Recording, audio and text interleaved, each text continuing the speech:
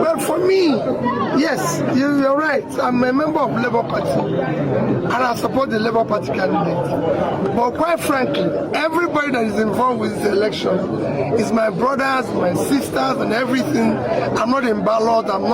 I've been governor 13 years ago, so I'm not in this. I'm strictly in Champions League of Nigerian politics and contesting to be president of Nigeria. So for people who are in first division and way somewhere, I'm sure they will do very well.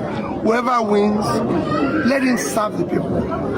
Nigeria needs service now. We need to pull our people out of poverty. Our people need to know that schools are working.